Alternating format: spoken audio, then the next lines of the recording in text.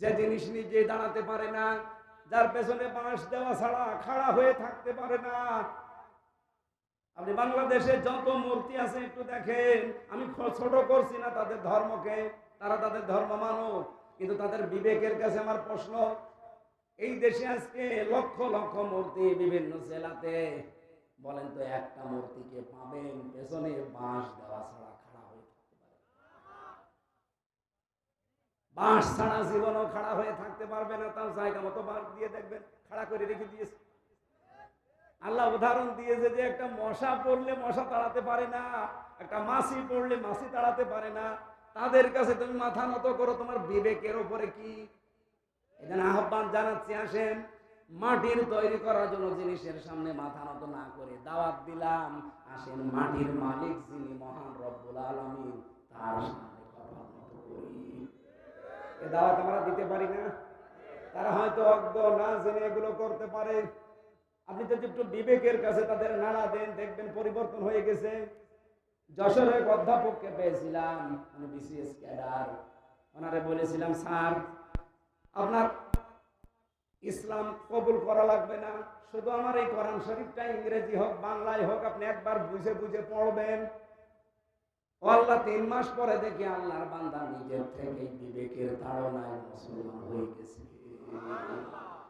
আজকে দেশে যেহেতু অন্যান্য ধর্মের মানুষ খুব বেশি না, আপনারা মাত্র 8 ভাগ আর আমরা 92 ভাগ, 8 ভাগ মানুষকে দাওয়াত দিচ্ছি, ফিরে আসেন আপনারা।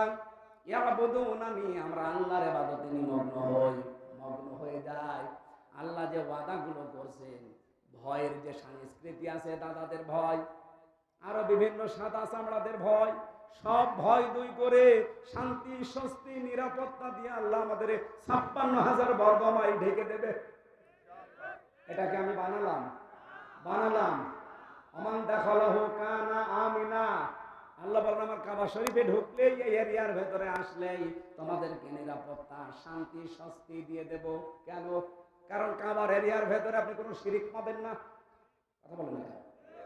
আমরাও যদি বাংলাদেশকে বহিঃশত্রু থেকে মুক্ত করতে চাই, যদি দুশ্চিন্তা থেকে, ভয় থেকে, আতঙ্ক থেকে এই দেশকে যদি শান্তির আবাস ভূমি বানাতে চান, এই দেশে শিরিক বন্ধ করা লাগবে। কি কথা বললেন না কেন? এরপরেও আল্লাহ বলেন আমান কাফারা বাদা যালিকা। এতগুলো কথা বলার পরেও কেউ যদি উল্টা দিকে ফিরে যায়, ফাউলাইকা হুমুল ফাসিকুন, সেই জ্ঞান পাপী, সেই ফাসিক, সে হচ্ছে দুষ্কৃতিকারী।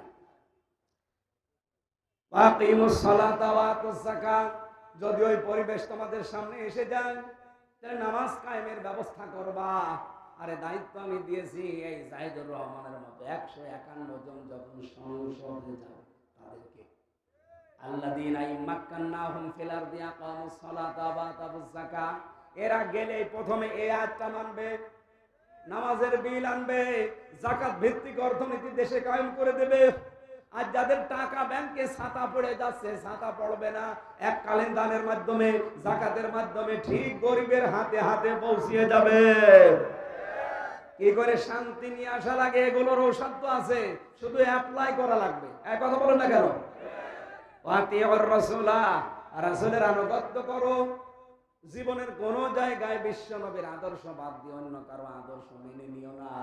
কি করা হবে? লাআল্লাকুম তুরহামুন, আশা করা যায় তোমাদের উপর আল্লাহর রহমত নাযিল হবে। আল্লাহ রাব্বুল আলামিন তার আয়াতগুলোতে আমাদের যেটা দিতে চেয়েছেন, আসেন আমরা খাঁটি ঈমান এবং আমলে সালের ভেতরে নিজেদেরকে নিমগ্ন করি। আল্লাহর ওয়াদাগুলো বাস্তব জীবনে কয়েকটা দেখতে পাচ্ছি, বাকিগুলো যেন দেখতে পাই। বলেন আমিন। এই কর্দমাক্ত জায়গায় অনেকক্ষণ দাঁড়িয়ে আছেন, বসে আছেন, আপনাদের দিকে তাকিয়ে আমি আর আগাতে পারছি না, এরকম এ পর্যন্ত থাক। আল্লাহুম্মা আমিন। লা ইলাহা ইল্লাল্লাহুল আযীমুল হালিম, লা ইলাহা ইল্লা আনতা সুবহানাক ইন্নী কুনতু মিনাজ জালিমিন। আল্লাহ তোমার ওয়াদা তো মিথ্যা হয় না, তুমি ইমানদারদের সাথে ওয়াদা করলে জমিনের খেলাফতি তাদেরকে দেবে। বাংলাদেশের দিকে তাকাও, এদেশের ঈমান আমল যাদের মজবুত তোমার কাছে মনে হয়, তাদের হাতে তুমি খেলাফতের এই দেশটা তুলে দাও।